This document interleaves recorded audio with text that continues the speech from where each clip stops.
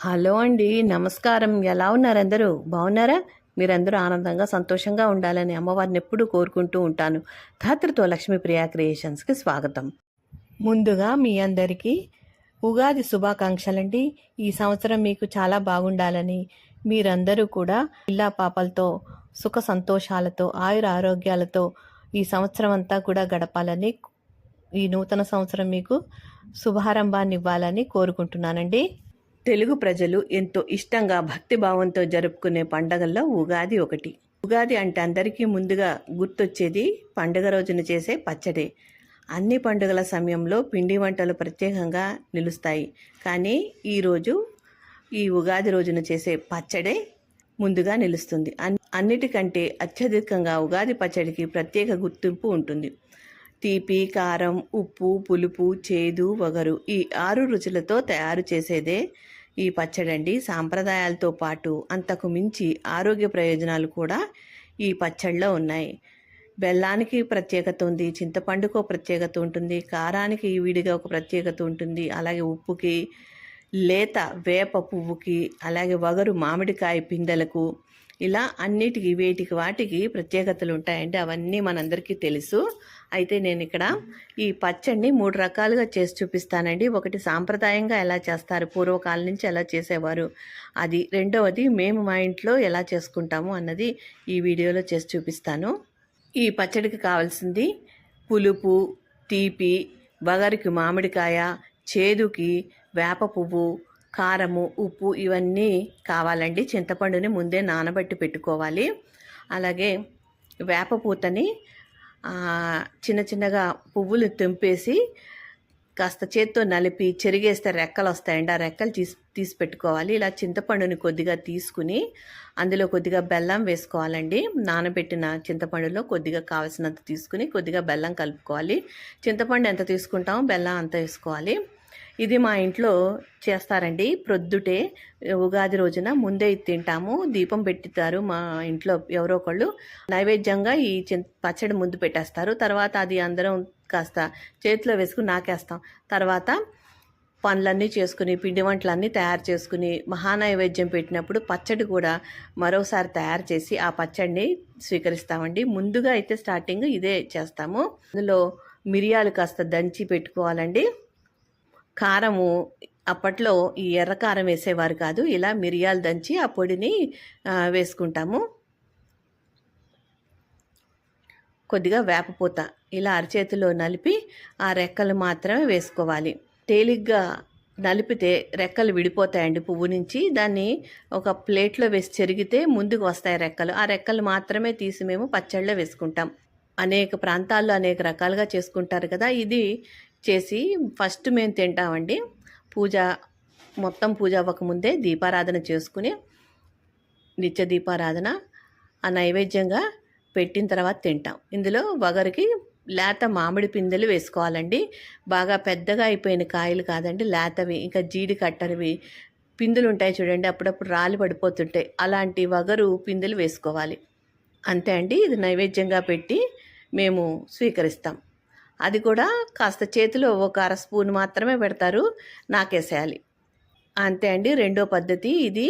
శాస్త్ర ప్రకారం ఎలా చేస్తారో చూపిస్తున్నాను. చింతపండు నానబెట్టుకుని చిక్కగా గుజ్జు తీసుకోవాలండి. మనకి ఎంత పలచన కావాలా, ఎంత చిక్కదనం కావాలో దానికి తగినట్టుగా చింతపండు తీసుకోవాలి. తర్వాత తీపికి సరిపడగా బెల్లం పొడి వేసుకోవాలండి. చింతపండుతో పాటు వగరు, పులుపు కూడిన మామిడికాయ పిందెలు కూడా వేస్తాం కాబట్టి కొద్దిగా బెల్లం ఎక్కువే పడుతుంది. బెల్లం బాగా కరిగిపోయేటట్టు కలుపుకోవాలి. తర్వాత దంచి పెట్టుకున్న మిరియాల పొడి అండి 1 టేబుల్ స్పూన్ వేసుకోవాలి. అలాగే 1/2 టేబుల్ స్పూన్ ఉప్పు వేసుకోవాలండి. ఉప్పు కాస్త తక్కువగానే వేసుకోవాలి. తర్వాత మామిడి పిందెల ముక్కలండి. తొక్క తీయనక్కర్లేదు. బాగా చిన్న చిన్న ముక్కలుగా చేసుకున్న మామిడికాయ పిందె ముక్కలు వేసుకోవాలి. లేత మామిడికాయ పిందెలు మాత్రమే తీసుకోవాలండి. తర్వాత అన్నిటికంటే ముఖ్యమైనది వేపపూత అండి. వేపపూతని చాలామంది అలాగే వేసేస్తారు. లేదు అంటే చేతిలో నలుపుకుని రెక్కలు మాత్రమే వచ్చాక కలుపుకోవాలి. రెక్కలు చెరుక్కుని ఆ రెక్కలు మాత్రమే వేసుకోవాలండి. మేమైతే చెరుక్కుని రెక్కలు మాత్రమే వేసుకుంటాము. సన్న సన్న పుల్లలు అవి ఉంటాయండి. ఆ పువ్వులకి పట్టుకొని కాడలు ఉంటాయి కదా, సన్నగా ఉంటాయి. అవి కూడా తిన్నా పర్వాలేదు, కానీ అవి చెరిగేసుకుంటే మంచిగా ఉంటుంది. పిల్లలకి నోటికి అడ్డం వస్తే తినరు కదా, అంతే అండి. ఇది శాస్త్ర ప్రకారంగా ఒకప్పుడు ఇలాగే చేసేవారు. ఈ పచ్చడి తింటే ఎన్నో ఆరోగ్య ప్రయోజనాలు ఉంటాయండి. జీర్ణ వ్యవస్థ బాగుపడుతుంది. ఇక వేపలో ఉన్న మంచి గుణాలన్నీ మన శరీరానికి లభిస్తాయి. ఔషధ గుణాలన్నీ కూడా మనకు ఉపయోగపడతాయి. సంవత్సరానికి ఒకసారి తింటాం కాబట్టి తప్పనిసరిగా తినాలి. అయితే పిల్లలు తినడానికి మారం చేస్తారు, చేదుగా ఉంటుంది కదా. పిల్లలేంటి పెద్దలు కూడా చాలామంది తినరు. అందుకని మేము కొద్దిగా మోడిఫై చేసుకుని పిల్లలు తినే విధంగా, పెద్దలు కూడా ఇష్టపడి తినే విధంగా తయారు చేయడం మొదలుపెట్టాను పిల్లల కోసం. అది బాగా ఇదైందండి. చాలామంది అడుగుతారు మా ఇంట్లో పచ్చడి కావాలనేసి.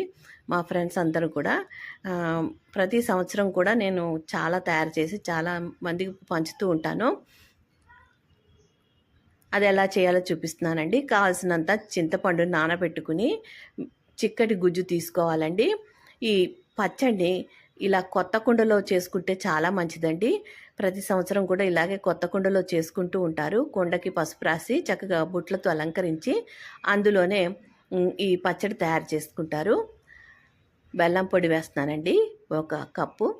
ఈ విధంగా కుండను తయారు చేసి దానికి ఒక కంకణం కట్టి చక్కగా పచ్చడంతా అయిన తర్వాత స్వామి అమ్మవార్లకి నైవేద్యంగా పెడితే చాలా మంచిదండి. రుచికి సరిపడా ఉప్పు వేసుకోవాలి. ఉప్పు కాస్త తక్కువ వేసుకోవాలండి, ఎక్కువ వేస్తే బాగోదు. తర్వాత వగరు కోసం మామిడికాయ ముక్కలు, లేత మామిడికాయ, కొద్దిగా ఈ ధాన్యాన్ని ఇంట్లో మిల్లుకి పట్టించేస్తారు కదండి, అటుకులు, ఆ అటుకులు అలాగే పుట్నాల పప్పు, ఇవి 2 కూడా వేస్తాము. లేత కొబ్బరి ముక్కలండి, చిన్న ముక్కలు, అలాగే చిలకడ దుంప ముక్కలు సన్నగా తరుక్కున్న వేసుకుంటాం. అలాగే కర్బూజా, ఒకప్పుడు దోసకాయలు, లంక దోసకాయలు దొరికేవండి, అవి వేసేవాళ్ళం. తర్వాత అలాగే ద్రాక్ష, చిన్న చిన్న ద్రాక్ష వేసేవాళ్ళం. ఇప్పుడు పెద్దవైతే చిన్న ముక్కలు కోసి వేస్తాము. అలాగే డేట్స్ కూడా చిన్న ముక్కలు కోసి వేస్తాము. ఇక్కడ కారం కోసం ఎండుమిరపకాయలు, ఇలాచి, జీలకర్ర వేసి పొడిగొట్టుకోవాలండి. పచ్చిదే, ఎండుమిరపకాయలు వేయించకూడదు. అలాగే మరీ మెత్తగా కాకుండా కాస్త బరకగా దంచి పెట్టుకోవాలి. అది కావాల్సినంత పొడి వేసుకోవాలండి. నేను చేసే దానికి 4 మిరపకాయలతో చేసిన ఈ పొడి సరిపోతుంది. తర్వాత వేప పూత అండి. వేప పూతని నేను చెప్పాను కదా, చేత్తో నలిచి అలా చెరిగి ఆ రెక్కలు మాత్రమే వేసుకుంటున్నాం. ఇది ఒక 2 టేబుల్ స్పూన్లు అయితే వేస్తానండి. కాస్త చేదు కూడా ఉండాలి కదా మనకి, మరి చేదు లేకుండా ఏదో వేసామా లేదా అన్నట్టు వేయకుండా కొద్దిగా ఎక్కువగానే వేసుకోవాలి. ఈ విధంగా చేస్తే పిల్లలు తింటారండి. కాస్త ఫ్రూట్ సలాడ్ లాగా అనిపిస్తుంది, కొంచెం చిక్కగా చేస్తాను. ఎప్పుడూ కూడా ఫ్రూట్ సలాడ్ లాగా అనిపించి తినేస్తారు గబగబా. పిల్లలు కూడా తినాలి కదా, వాళ్ళకు ఆరోగ్య ప్రయోజనాలు పొందాలి కాబట్టి. తర్వాత అరటిపండు ముక్కలు వేస్తున్నానండి. ఒకప్పుడు మేము బొంత అరటిపళ్ళు వేసేవాళ్ళం అండి, బాగా పిసికేసి వేసేవాళ్ళం. తర్వాత డ్రై ఫ్రూట్స్ ముక్కలు, చిటికెడు పసుపు, అంతే అండి, పచ్చడి రెడీ. ఈ విధంగా చేసుకున్న పచ్చడి ముందుగా దేవుడికి నైవేద్యంగా పెట్టి మేమంతా తింటాము. నైవేద్యంగా పెట్టేటప్పుడు మాత్రం కాస్త ఒక తులసి ఆకు వేసుకోండి. పైన డెకరేషన్కి కొద్దిగా పువ్వులు వేసానండి. అంతే అండి, రెడీ అయిపోయినాయి 3 రకాల పచ్చళ్ళు. అయితే మేము ఇలా చేసుకుంటూ ఉంటాము. మీరు ఎలా చేసుకుంటారో కామెంట్స్లో చెప్పండి. ఈ వీడియో మీకు నచ్చిందా? నచ్చితే 10 మందికి తెలియజేయండి. అలాగే పచ్చడి నచ్చితే తప్పకుండా మీరు కూడా ఇలాగే చేసుకోండి. మీరు మా వీడియోని లైక్ చేయటం వల్ల మా వీడియోలు మరికొద్ది మంది చూస్తారండి. ఎవరికైనా అవసరమైతే ఈ వీడియోలు చూసి నేర్చుకుంటారు. ఎవరో ఒకరికి ఈ వీడియోలు అయితే ఉపయోగపడతాయి కదండి. అందుకే తప్పకుండా మీకు నచ్చితే లైక్ చేయండి, షేర్ చేయండి. మా వీడియోల్ని మొదటిసారి చూస్తున్నట్లయితే తప్పకుండా సబ్స్క్రైబ్ చేసుకోండి. అప్పుడే మేము చేసే వీడియోలు మీకు నోటిఫికేషన్ రూపంలో వస్తాయి. మా వీడియోల్ని మిస్ కాకుండా చూడగలుగుతారు. ఉంటానండి. మరోసారి మీ అందరికీ ఉగాది శుభాకాంక్షలండి. మరో మంచి వీడియోతో మళ్ళీ కలుస్తాను. నమస్కారం. ఉంటానండి.